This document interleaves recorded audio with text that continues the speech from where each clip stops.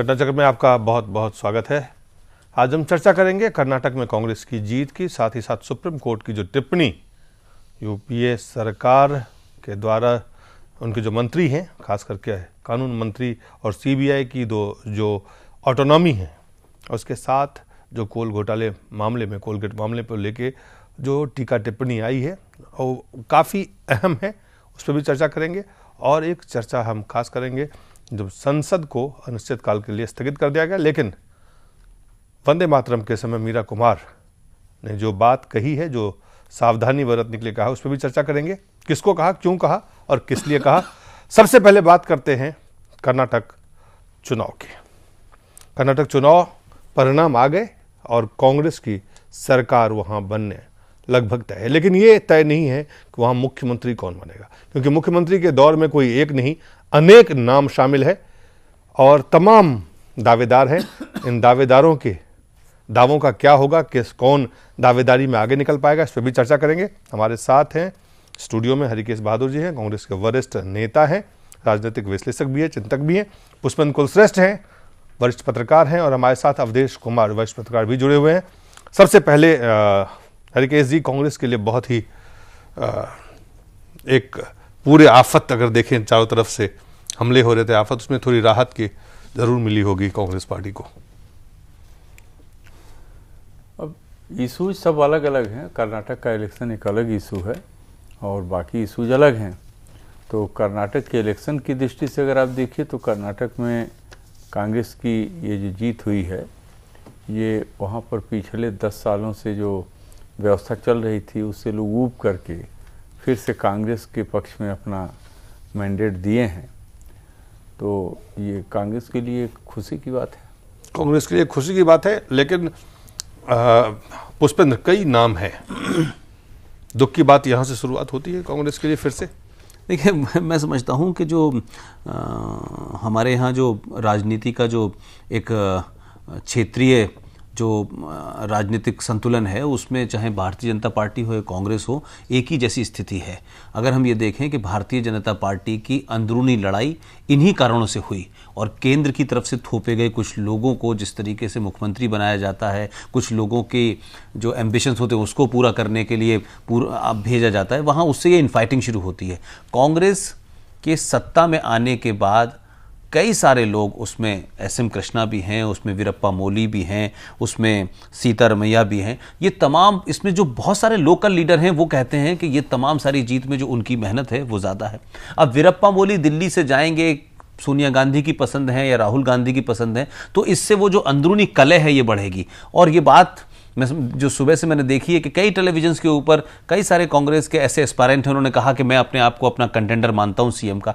तो क्या इस वक्त सेंटर से कोई ऐसा आदमी जो कि सेंटर की, जिसकी सारी डोर कांग्रेस के 10 जनपद पे रहे, या अहमद पटेल के हाथ में रहे, या दिल्ली में जो और लोग देख रहे हैं कांग्रेस की रणनीति उनके हाथ में रहे, वो थोपा जाएगा, या वहां कोई पॉपुलर लीडर बनाया जाएगा जिससे कि राज्य की जो पूरी सत्ता है वो सुचारू रूप से चल सके। तो इन फाइटिंग अब कांग्रेस के लिए शुरू होती, जो कल तक समस्या बीजेपी की थी वो अब कांग्रेस की आज से शुरू होती। नहीं, लेकिन यहां तो जीत के लिए जो सेहरा बांधा गया है वो पार्टी कार्यकर्ताओं को या पार्टी संगठन को नहीं। यहां प्रधानमंत्री डॉक्टर मनमोहन सिंह से लेकर तमाम कांग्रेस के नेता आज कहते हुए नजर आए कि ये जीत राहुल गांधी की जीत है, ये जीत सोनिया गांधी की जीत है। देखिए, अगर कांग्रेस का आप इतिहास देखें, हरिकेश जी, मैं समझता हूं कि मेरी बात से असहमत नहीं होंगे कि कांग्रेस के अंदर जितने अच्छे काम होते हैं वो गांधी परिवार करता है, नेहरू परिवार करता है, मॉडर्न आर्किटेक्ट जो इस देश के हैं वो नेहरू जी हैं, और शक्ति की अगर हम वो देखें तो इंदिरा गांधी हैं, और फिर इसमें कंप्यूटरीकृत हुआ इस देश के अंदर तो राजीव गांधी ने किया। लेकिन इस देश में चाहे नरसिम्हा राव हो, चाहे लाल बहादुर शास्त्री हो, उनका जिक्र करने से कांग्रेस परिवार और गांधी परिवार हमेशा जो है वो बचने की कोशिश करता है। और आज जब भी चाहे वो दिल्ली यूनिवर्सिटी की चुनाव में जीत हो तो राहुल गांधी के कारण होती है, अगर बिहार के अंदर हार हो, अगर उत्तर प्रदेश में हार हो, तो कहते हैं ये कि जो पार्टी वहां जो थी, जो संगठन था, उसकी जिम्मेदारी है। तो ये एक खास परंपरा है कांग्रेस की कि जीत गांधी परिवार की, हार संगठन की, हार क्षेत्रीय दलों की, हार क्षेत्रीय नेताओं की। आज जबकि इस पूरी जीत में मुझे समझ में नहीं आता कि राहुल गांधी ने कितनी स्पीचेस दी, और 200 स्पीच 250 स्पीच मुझे लगता है कोई उन्होंने उत्तर प्रदेश में दी थी, और यहां मेरे ख्याल है गिन के शायद उनकी 4-5 स्पीचेस हुई हैं। और उन क्षेत्रों में जहां राहुल गांधी गए वहां अगर आप उनकी जीत का आंकड़ा देखें या परसेंटेज देखें तो जो दूसरी जगह जहां कांग्रेस की तरफ से कोई नहीं गया वहां ज्यादा बेहतर हुई है। लेकिन ये कांग्रेस के अंदर 10 जनपद के प्रति अपनी श्रद्धा और अपनी जैसे लॉयल्टी शो करने का प्रधानमंत्री से लेकर नीचे तक के कार्यकर्ता के अंदर एक चलन है कि वो फौरन राहुल गांधी और सोनिया गांधी को उस जीत का सेहरा पहनाता है। जी अवधेश जी, इस जीत के लिए सेहरा पहनाने की जो परंपरा है उसके पीछे भी कोई सियासत या स्वार्थ है, महज स्वार्थ है, या कोई रणनीति का हिस्सा है? ये जो कांग्रेस के रणनीतिकार है इनको तुरंत आगे करते हैं कि नहीं ये जीत राहुल गांधी की जीत है? चारण संस्कृति हमेशा किसी भी समाज, समुदाय और समूह के पतन की निशानी होती है। यह हमेशा ध्यान रखिए, राजनीति में समान, सबको समान अधिकार है। नेतृत्व जो है समानों में प्रथम होता है। जब भी भारत के इतिहास में पतन का दौर आया है, दिल्ली स्वरोबा जगदीश्वरोबा रहा है कि जो दिल्ली में ईश्वर है वही जगत के ईश्वर हैं। दिलीप जी एक ऐसा रेस जिसमें जिसको प्रतिस्पर्धा करनी है वो आपस में लड़ने लगे और केवल आप ही के पास मौका हो आगे बढ़ने का और आप जीत जाएं तो स्वयं को कहे कि हम दुनिया के वीर पुरुष हैं। कर्नाटक लगभग ऐसा ही परिणाम कांग्रेस के लिए रहा है। राहुल गांधी और नरेंद्र मोदी वहां कोई मुद्दा थे ही नहीं। राहुल गांधी ने कुल 9 सभाएं संबोधित की, जिसमें से एक सभा कर्नाटक बेंगलुरु की भी थी। तो इसीलिए, लेकिन आप जानते हैं जैसा हमारे मित्र पुष्पेंद्र जी बता रहे थे कि आखिर कांग्रेस श्रेय किसको देगी। इस समय कांग्रेस की रणनीति यही है कि अगले चुनाव में राहुल गांधी को हमको नेतृत्व के लेके चुनाव लड़ना है, तो कुछ न कुछ तो उनको जो है नेता के रूप में इनको पेश करना ही है। लेकिन सच यह है कि चाहे वो नरेंद्र मोदी हो चाहे राहुल गांधी हो, इनके वोट बटोरने के करिश्मे का परीक्षण नहीं हुआ है। राहुल गांधी अन्य जगह विफल रहे हैं। नरेंद्र मोदी का गुजरात के बाहर वो वोट कितना ला सकते हैं इसका परीक्षण होना अभी शेष है। इसलिए कांग्रेस कह रही है, कांग्रेस 2 बातें कह रही हैं। जो एक बात आपने नहीं पूछा कि ये राहुल गांधी को सेहरा है और नरेंद्र मोदी को जनता ने नकार दिया है, ये एक पक्षीय सरलीकरण है और इसको मैं पाखंड भी बोलता हूं। मैं एक प्रश्न आप ही लोगों से पूछता हूं, आखिर कांग्रेस ने अचानक ऐसा क्या कर दिया है या राहुल गांधी ने ऐसी रणनीति के स्तर पर, उम्मीदवारों के स्तर पर, नेता के स्तर पर, संगठन के स्तर पर, विचार के स्तर पर ऐसा क्या चमत्कार कर दिया है जिससे कि वोट मिल गया है? हम सब जानते हैं कि यह वोट कांग्रेस की जो विजय है दरअसल भारतीय जनता पार्टी के विखंडन पर कांग्रेस के मतों का सुदृढ़ीकरण हुआ है। भारतीय जनता पार्टी 3 पार्टियों में लड़ रही थी, उसका लाभ कांग्रेस को मिला है। सत्य यही है, देश इसे ही जानता है। लेकिन ये आप कह रहे हैं जी हरिकेश जी। मैं पुष्पेंद्र जी की और अवधेश जी की दोनों लोगों की बात सुन लिया। पूरी तरह सब सहमत नहीं होंगे। मैं सहमत होने और न सहमत होने की बात तो अलग है। मैं क्यों, जो हमारी पार्टी की अध्यक्ष श्रीमती सोनिया गांधी हैं उन्होंने जो कहा उसे क्यों ना आपको बताऊं। ये बात अवधेश जी को भी मालूम हमारा ख्याल शायद होगी और पुष्पेंद्र जी को। सोनिया जी ने ये कहा कि सबके सम्मिलित प्रयास का ये फल है, तो बात ही खत्म हो गई जी। तो इसमें इस बात को उठा करके इस पर बहस करने की जरूरत ही क्या है? पार्टी अध्यक्ष ने जो एक बात कह दिया कि सबके सम्मिलित प्रयास आपने पार्टी अध्यक्ष का बयान को दिखाया। आप प्रधानमंत्री देश का हर दूसरा तीसरा चौथा आपको मैं दिखाता हूं प्रधानमंत्री ने जो कहा। उसके अलावा आप देखिए उसमें जो राजीव शुक्ला जी हैं वो क्या कह रहे हैं, सलमान खुर्शीद साहब क्या कहते हैं, चिदम्बरम साहब क्या कहते हैं। कांग्रेस के नेता लाइन में लगे हुए हैं। हरकेश जी, आपने सोनिया गांधी जी के बयान का हवाला दिया, आप देखें जरा दिग्विजय सिंह क्या कहते हैं। अध्यक्ष हैं इसलिए दिग्विजय सिंह को मैं आपको दिग्विजय सिंह का बयान मैं आपको सुनाइए मैं सुनूं। दिग्विजय सिंह ने जो कहा है वो भी सुनने लायक चीज है। हाँ, सब सुनना चाहिए जी। भाजपा की लुटिया डूबी है उनके खुद के कारनामों से, और कर्नाटक एक सेक्युलर स्टेट है, एक धर्मनिरपेक्ष विचारधारा का प्रदेश है।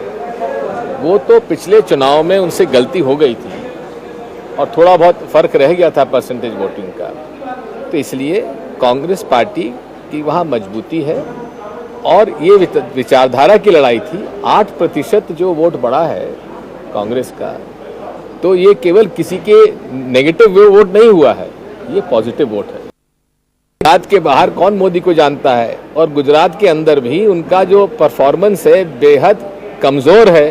अब आप किसी की और मत मानिए, नोबेल लॉरिएट अमर्त्य सेन की बात मान लीजिए, हेल्थ और एजुकेशन सेक्टर में बहुत पीछे है और डेवलपमेंटल इश्यूज पे हम लोग अब सारी बातें बता रहे हैं और झूठा नंबर 1 है। जो सही है वो वास्तविकता सामने आ रही हैं। गुजरात के ही जो रिकॉर्ड्स हैं उसी में वो बातें साबित हो रही हैं कि ये बात खुलेआम नरेंद्र मोदी जी झूठ बोलते हैं। चिदम्बरम साहब पूरी बात चिदम्बरम साहब क्या कहते हैं वो भी आपको हम दिखाते हैं। वित्त मंत्री हैं केंद्र में और कई बार चिदम्बरम साहब का नाम उछाला गया है, बताया गया है कि वो आगे आने वाले समय में प्रधानमंत्री भी हो सकते हैं। We're very happy that the people of Karnataka have voted the Congress party with an absolute majority. Voting the Congress party is one thing, but voting it with an absolute majority means that there will be a stable government for 5 years, and we can now promise the people of Karnataka that we will give a stable government, a progressive government, and a hard-working government for the next 5 years. The financial position of Karnataka is quite bad. That is the way they have left it. So we need to repair the financial position of Karnataka.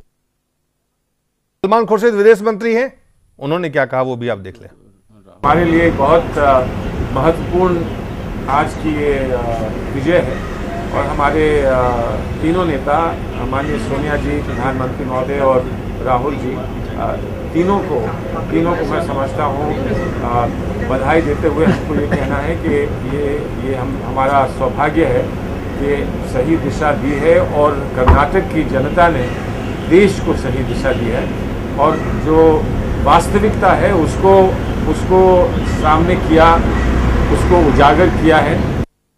जी, कई और है, राजीव शुक्ला से लेके नारायण स्वामी तक, प्रधानमंत्री खुद, लेकिन बयान अगर हमको दिखाएंगे तो उसमें काफ़ी समय लगेगा। तो लगभग बयान वही है और एक बात जो महत्वपूर्ण बात है, इसके अलावा इन तमाम जीत के किसके कारण हुई है, जीत के पीछे कौन है, बीजेपी का हालत लुटिया क्यों डुबोई है, वहाँ पे कौन सा एजेंडा होगा, एक जो बहुत महत्वपूर्ण बात आ रही है कि ये कांग्रेस के पक्ष में जो दिग्विजय सिंह को आपने सुना, उनकी बाइट को मैं चाहता था कि उस पे जो बात उन्होंने कही है, सेक्युलर सकारात्मक वोट है। तो सेक्युलर है कर्नाटक और उनको पॉजिटिव वोट मिला है, ये दो।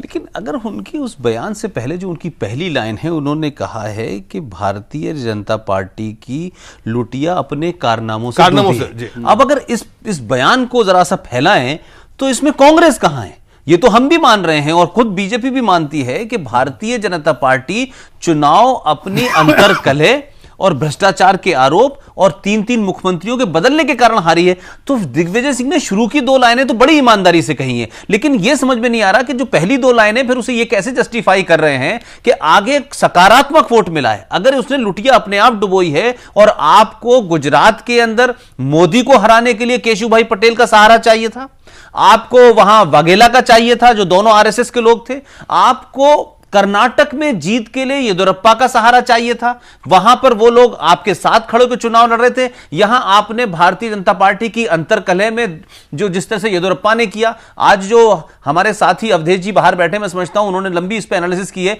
कि जिस किस्म से येदियुरप्पा के होने की वजह से कोई 88 सीटों पर आप जमानत जब्त हुई है और 57 सीटें ऐसी हैं जहां येदियुरप्पा सीधे कारण बने भारतीय जनता पार्टी की हार के। तो यह समझ में नहीं आ रहा कि दिग्विजय सिंह साहब की एनालिसिस शुरू की 2 लाइनों के बाद बात की गलत कैसे हो गई कि सकारात्मक वोट है। सकारात्मक होता तो फिर यह बीजेपी ने लुटिया कैसे डुबाई, अपने कारनामों की कैसे, फिर तो कांग्रेस पार्टी के अंदर दिग्विजय सिंह के बयान में अगर देखें तो कहीं ना कहीं विरोधाभास है, उसमें विरोधाभास है। लेकिन मेरा यह मानना है दिलीप जी कि संसदीय लोकतंत्र में अंततः जो अंक गणित आता है वही माना जाता है। 5 साल के लिए कांग्रेस को जनादेश मिल गया, भारतीय जनता पार्टी की पराजय हो गई, ये सच है। इतना तो हम लोग श्रेय कांग्रेस को दे ही सकते हैं, भले उनको चाहे किन्हीं कारणों से मिल गया हो। इसका जो दूसरा अर्थ है उस पर ध्यान दीजिए ना, कि भारतीय जनता पार्टी की हाल के दिनों की सबसे बुरी पराजय है, यह भी हमको स्वीकार करना चाहिए। उसका कारण क्या हो सकता है? ठीक है कि आपका वहां आपकी पार्टी जो है टूटी, अंदरूनी कलह हुई, तो इसके लिए कौन जिम्मेवार है? आपने अपने हाथ से कांग्रेस की वापसी का रास्ता प्रशस्त कर दिया, जिस कांग्रेस को वहां की जनता ने शासन से बाहर रखने की प्रक्रिया शुरू कर दी थी। आप यह भी देख लीजिए कि आज जो है अभी भी भारतीय जनता पार्टी इस बात से सीख लेने को या आत्ममंथन को तैयार नहीं है कि इसमें केंद्रीय नेतृत्व की पराजय में भूमिका है।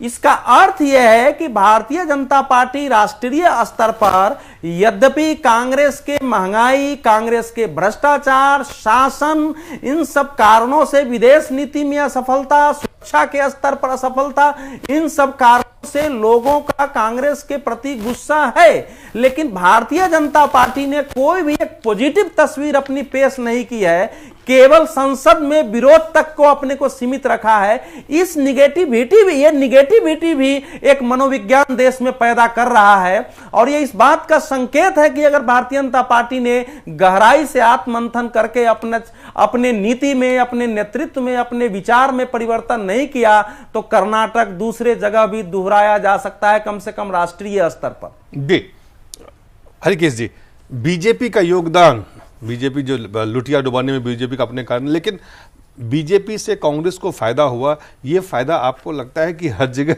ये तो हर जगह स्थिति नहीं है। कांग्रेस पार्टी के लोग जो आज बहुत जीत को लेके बहुत उत्साहित है, अलग जीत को लेकर उत्साहित होना ही चाहिए, इसमें कहीं दो राय नहीं कि उसमें उत्साह ना हो, खुशी ना हो, बहुत स्वाभाविक सा चीज है। लेकिन जिस तरह से बयान आ रहे हैं कि देश के लोगों ने उन चीज़ों पे कांग्रेस की जो यहाँ पे यूपीए सरकार में जो बड़े बड़े आरोप लगे हैं, जिस तरह से सुप्रीम कोर्ट की टिप्पणी आ रही है, जिस तरह के तमाम, उससे निजात मिलने का रास्ता तो ये नहीं हो सकता है। देखिए, ये बात बिल्कुल सही है कि जो भी सरकार काम करती है उसके खिलाफ एक माहौल बनता है, ऑटोमेटिकली बनता है। अच्छी सरकारों के खिलाफ भी एक माहौल बनता है, भले वो हारे नहीं, उसके खिलाफ सकारात्मक माहौल बनता है। उसे एंटी इनकम्बेंसी इसी को कहते हैं जी। तो उसका फायदा तो मिलता ही मिलता है दूसरी पार्टियों को, कितना मिलता है वो अलग बात है। अब कांग्रेस एक बड़ी पार्टी है, नेशनल पार्टी है, और उसका वहाँ पर बहुत सालों तक हुकूमत भी रही है, जनता उसी को मैंडेट देती रही है। तो एक मौका कांग्रेस को फिर से दे दिया जनता ने, क्योंकि भाजपा ये मौका दिया या जी, भाजपा का जो अंदरूनी कलह था, उनके जो उनके वहाँ के लोगों के ऊपर जो तरह के आरोप लगे थे भ्रष्टाचार वगैरह के, उनके मंत्री आज भी जेल में हैं, ये सब चीज़ें जो थी, इनका एक सम्मिलित प्रभाव था। किसी चीज़ को आप नकार कैसे सकते हैं? जो सच्चाई हो सच्चाई है। नहीं तो देवेगौड़ा को इतना वोट कैसे मिल गया? अगर यही था तो देवेगौड़ा को श्रीराम आलू की पार्टी 4 सीटें बेल्लारी से जीत गई है। ये तो आप लोग माइन्यूट एनालिसिस करिएगा तो आपको पता चलेगा कि क्यों मिला। बेसिक बात ये थी कि जब बीजेपी से मोहभंग हुआ है, तो जो लोगों का मोहभंग हुआ वो वोट दोनों तरफ गए। देवेगौड़ा को भी उसका फायदा हुआ, कांग्रेस को भी फायदा हुआ, इसीलिए देवेगौड़ा की भी सीटें बढ़ी। भाजपा की सीटें एकदम इतनी नीचे गई, तो वही सीट तो इधर उधर बंटी है। तो उसमें अलग अलग एरिया में, अलग अलग रीजन में कास्ट फैक्टर भी उसको इन्फ्लुएंस किए होंगे, दूसरे और भी फैक्टर, कम्युनल फैक्टर, जिसको बहुत सारी चीजें उसमें हुई होंगी। उसको आप लोग माइन्यूट एनालिसिस करिएगा सारा डेटा के साथ, तो पता चलेगा कि क्यों हुआ। लेकिन फायदा तो हुआ, क्योंकि बीजेपी की सीटें घटी तो उसका फायदा दोनों पार्टियों को हुआ। कांग्रेस को इतना फायदा हुआ क्योंकि बड़ी पार्टी थी, शुरू से उसकी हुकूमत भी वहाँ पर रही है, तो और लोगों को, इंदिरा जी जब जाती थी तो इंदिरा जी के प्रति तो बहुत ही श्रद्धा और सम्मान रहता था वहाँ के लोगों का। तो वो सारी चीज़ें एक बार जनता ने फिर से कहा कि भाई कांग्रेस को ही मौका देना चाहिए, उनको देखा जाए कि हो सकता है 10 साल आउट ऑफ पावर रहे हो तो सही तरीके। अब मुख्यमंत्री वो एक अलग सवाल है, वो तो बाद में हम आएंगे उस पर। तो कहने का मतलब यह है कि इन सब चीज़ों के एक सम्मिलित प्रभाव के कारण कांग्रेस को ये मौका मिला है। अब सवाल है कि कांग्रेस को जो मौका मिला है, जैसा कि अभी मिस्टर चिदम्बरम ने कहा कि अब कांग्रेस पार्टी एक बेहतर शासन देगी और जनता के लिए बेहतर काम करेगी, बहुत सारी चीज़ें बोल रहे थे। तो जनता ने इसी काम के लिए दिया है। आपको मौका, और आप ठीक से काम करिएगा तो आगे भी आप रहिएगा, नहीं तो एंटी इनकम्बेंसी का तो एक जनरल फार्मूला है, वो सफल लागू होता है, यहाँ भी लागू हो जाएगा आगे। तो अच्छा, अब जो आपने कहा बहुत बाकी चीजें जो बाकी आफत है उससे राहत मिलेगी, देश को रास्ता दिखाया है और सब चीजें सलमान खुर्शीद वगैरह सबने कहा है ना जी। तो वो सब चीजें भी अपनी जगह पर उन लोगों के अपने अपने नजरिए से हैं। लेकिन देखिए, इलेक्शन जब भी होता है तो सच्चाई ये है कि जिस लेवल का इलेक्शन होता है उस लेवल के इशूज को लेकर के जनता पहले अपना एक मंथन करती है जी। अगर गांव के प्रधान का इलेक्शन होगा, गांव के मुखिया का, तो राष्ट्रीय अंतर्राष्ट्रीय विषय पे उस पर कम तवज्जो दिया जाता है, वहाँ के इशूज को। उसी तरह से ये हर लेयर पर जो इलेक्शंस होते हैं, जनता उसमें अपने को इन्वॉल्व करके चीज़ों को देखती है। तो वहाँ के लेवल पर जो इन्वॉल्वमेंट हुआ वो यही हुआ कि ये लोग क्या कर रहे थे बीजेपी वाले। तो अब जब नेशनल लेवल पर होगा तो वो मुद्दे अलग होंगे, मुद्दे अलग अलग हो जाते हैं ना, तो उस स्तर पर एक अलग चीज होगी। तो हम ये माने हरकेश जी कि आप दूसरे शब्दों में ये कह रहे हैं कि जो कर्नाटक में भारतीय जनता पार्टी की लुटिया भारतीय जनता पार्टी की अंतर्कलह ने डुबाई है, कांग्रेस को पॉजिटिव वोट नहीं मिला। क्या आप समझते हैं 2014 में भारतीय जनता पार्टी दिल्ली में खड़े होकर ये कहेगी कि केंद्र में कांग्रेस ने के कारनामों की वजह से उसकी लुटिया डूबी है, ना कि हमारे कोई महान कार्यों को रिकॉग्निशन मिला है, ना कि कोई हमने कोई ऐसे काम कर दिए। ये अगर तर्क यहाँ है तो फिर वो वहां भी होगा। जब केंद्र में लुटिया डूबेगी तब ना कहेंगे। वही कहा नहीं, मैंने कहा कि इसका मतलब यह है कि आज हमारे देश की राजनीति नकारात्मक वोटों पे चल रही है, सकारात्मक वोटों पे नहीं चल रही है। जी जी बिल्कुल। दिलीप जी, एक बड़ा पिक्यूलियर इस चुनाव का जो है अंगगणित अभी मेरे ध्यान में आ रहा है। देखिए, कर्नाटक में 7% मतदान बढ़ा है, 71 कुछ हो गया। भारतीय जनता पार्टी का करीब 8% वोट गिरा है, ये 15% हो गया। इसमें से कांग्रेस के हिस्से में 7% गया है, और करीब करीब देवेगौड़ा जी के और रामालू को मिला के 7% गया है, और 2% जो है वो चला गया है ये जनता दल एस के साथ। तो मैं कह रहा हूं कि ये चुनाव परिणाम प्योरली अरिथमेटिक की तरह है, सीधा अंक गणित है। इससे ज्यादा आप कुछ इसका अर्थ निकालते हैं तो अतिवाद होगा। लेकिन हरिकेश जी को मैं कहना चाहूंगा, चलिए हरिकेश जी को मैं ये कहना चाहूंगा कि कांग्रेस, चाहे चिदंबरम साहब, सलमान खुर्शीद, कांग्रेस ने अपनी नीति, अपने नियत, अपने चरित्र और अपने व्यवहार का जो प्रदर्शन राष्ट्र के स्तर पर कर दिया है, वही देश कांग्रेस को समझने के लिए काफी है। कर्नाटक एक अपवाद हो सकता है, लेकिन जो पाप कांग्रेस का इस समय चारों तरफ से निकल रहा है वो तो भारत के शब्दों में घड़ा फूटेगा। वो कांग्रेस के लोगों को जवाब देना मुश्किल हो जाएगा अगर स्वयं अपने में सुधार नहीं करते हैं, जिसकी संभावना कम है क्योंकि सबके हाथ फंस गए हैं। मैंने आपकी बात को कहा ना कि जब वो समय आएगा तो उस स्तर की सारी समस्याओं का पर विचार जनता करेगी, और उस समय वो जो निर्णय देगी वो सारे देश को स्वीकार। समय का चक्र जो है वो दुंदुभी बजा दिया है। लेकिन अब आखिरी एक सुनना और पहचानना है। मुख्यमंत्री कौन बनने जा रहा है, क्या है आपके पास? कई दावेदार हैं। मेरा तो देखिए, मैं अगर किसी पर बेट लगाना हो तो मैं तो सिद्धारमैया पर बेट लगाऊंगा। लेकिन वो कांग्रेस के जो ट्रेडिशनल कांग्रेसी नहीं है वो। हाँ, ट्रेडिशनल कांग्रेसी नहीं है, लेकिन फिर भी जिस तरीके से उन्होंने वहां कांग्रेस के पक्ष में दलित और बाकी उसके वोट, मुसलमानों का वोट, उन सबको कंसोलिडेट करने में जो ताकत लगाई है। देखिए, भारतीय जनता पार्टी के विरुद्ध वहां अगर कोई लड़ रहे थे तो कुमार स्वामी लड़ रहे थे। उसके बाद अगर कोई नेता वहां प्रदेश में रह करके भाजपा के विरुद्ध जो भी गलती थी उसके विरुद्ध अगर कोई काम कर रहा था तो वो सिद्धारमैया थे, अपने पुराने समाजवादियों के साथ। इसीलिए सिद्धारमैया को भी सर्वे में लोग पसंद कर रहे थे। तो मेरे से अगर पूछा जाए तो इस समय तो मैं बेट लगाऊंगा। अगर यहां से कोई खेल होके कोई उत्तराखंड के बहुगुणा अगर वहां नहीं चले गए तो फिर तो अगर कोई बहुगुणा पैदा हो जाए तो अलग बात है। लेकिन तो मेरा बेट उसी पर है। जी पुष्पेंद्र, कांग्रेस की परंपरा को देखिए, कांग्रेस की कार्यशैली को देखें, मुख्यमंत्री जिस तरह से कांग्रेस में राज्यों में भेजा जाता है उस तरह से मेड इन दिल्ली मुख्यमंत्री होता है ना। तो देखिए उस बात आप सही कह रहे हैं। देखिए ये एक वजह है कि जिसकी वजह से मैंने अभी आपसे कहा कि आज से कांग्रेस पार्टी की इनफाइटिंग, कांग्रेस पार्टी की अंदरूनी कलह का सिलसिला इस मुख्यमंत्री के चुनाव के साथ शुरू होगा, जो भारतीय जनता पार्टी का इस हार के बाद समाप्त हो चुका है। इसीलिए कह रहा हूं कि दिल्ली से जिस आदमी को भेजा जाता है वो 10 जनपद और 7 रेस कोर्स में जो कांग्रेस के लोग होते हैं उनके प्रति उसकी वफादारी होती है, वो उनके प्रति जो भी चीजें उनको देनी होती हैं, पहुंचानी होती हैं, वो वहीं तक सीमित रहता है। कि ये बात अवधेश जी ने सही कही कि जिस तरह से पूरे उत्तराखंड के चुनाव को देखें और यकायक उसमें से विजय बहुगुना, जिनका न वहां कोई लेना था, न कोई देना था, न कोई आधार था, और फिर किस तरीके से उन्होंने अपनी कुर्सी को बचाने के लिए अपने लड़के को जिस जद्दोजहद के साथ खड़ा किया और वो हार गया। तो कांग्रेस की परंपरा है कि तमाम ये सब बातें होंगी कि नेता दल का चुनाव होगा, 2 पर्यवेक्षक भेजे जाएंगे, लेकिन उन 2 पर्यवेक्षक की जेब में कागज भी होता है जो 10 जनपद का होता है कि यहां जो है, यहां माथा कौन टेकेगा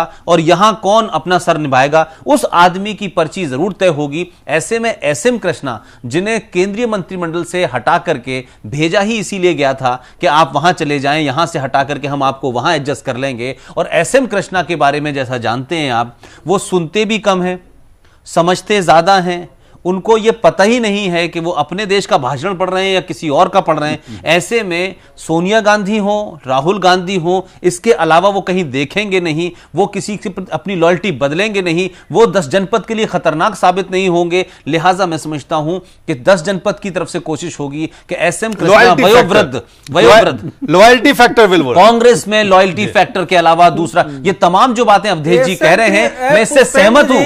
मैं अवधेश जी जो बातें एसएम कृष्णा कोई बनने नहीं देगा। आप नहीं, वो नहीं हो, मैं अपना जिला है। पुष्पेंद्र कह रहे हैं कि मैंने ये नहीं कहा, मैं कह रहा हूं कि जो अवधेश भाई ने बात शुरू में कही कि तमाम जो मेहनत की है वो सीताराम, ये तमाम मेहनत करने वाले लोग जो हैं, इनका काम है मेहनत करो, और जब फल खाने का टाइम होता है तो 10 जनपद की लॉयल्टी तय होती है, मेहनत नहीं तय होती है। हम कई मुख्यमंत्रियों में देख चुके हैं ये मामला, लिहाजा कोई नई परंपरा नहीं होने वाली है।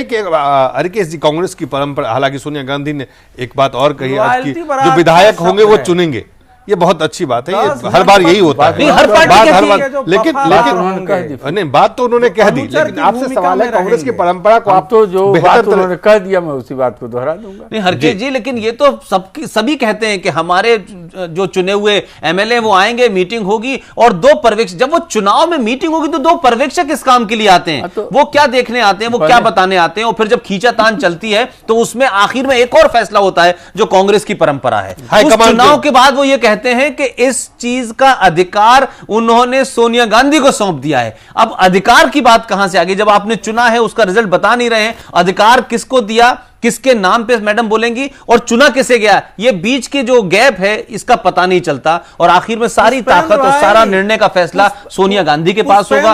वो किसको बताएंगे, वही कांग्रेस में होता है। जब जीत का श्रेय राहुल गांधी को मिल गया तो उनके कारण जीता है, तो मुख्यमंत्री वही तय करेंगे। तो फिर क्यों फिर ये अवधेश भाई किस बात के लिए नाटक हो रहा है कि हम जीते हुए लोग चुनेंगे और उसके बाद वही तय करेंगे? यही परंपरा है, लोकतंत्र में ये है। कांग्रेस आप कह रहे हैं ये कांग्रेस की परंपरा है, इस परंपरा का पूरी तरह से पालन किया जाएगा। हरकेश जी शायद इसी बात के तरफ संकेत दे रहे हैं, और यही संकेत नहीं, आप जी हम ये कह रहे हैं परंपरा को निभाया जाएगा। नहीं, लेकिन अवधेश जी ने मैं कह रहा हूं, हरकेश जी ने जो एक बात बहुत ईमानदारी से कह दी है, मैं समझता हूं कि हरकेश जी ने साफ कहा कि जो सोनिया गांधी जी जो कांग्रेस की अध्यक्ष हैं, जो उन्होंने कहा है वही होगा।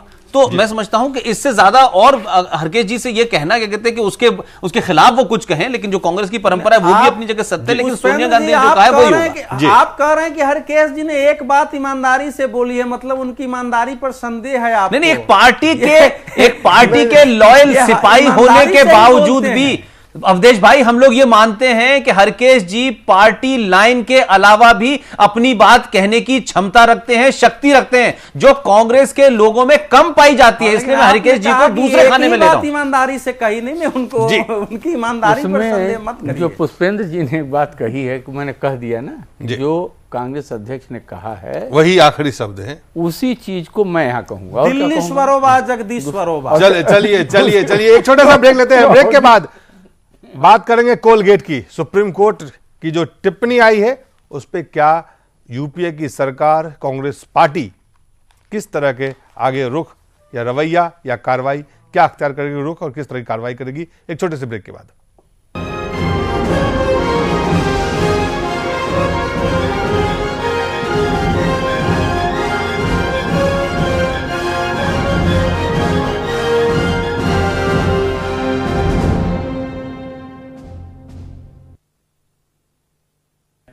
एसी के लिए बोलो, उसको गर्म लग रहा है।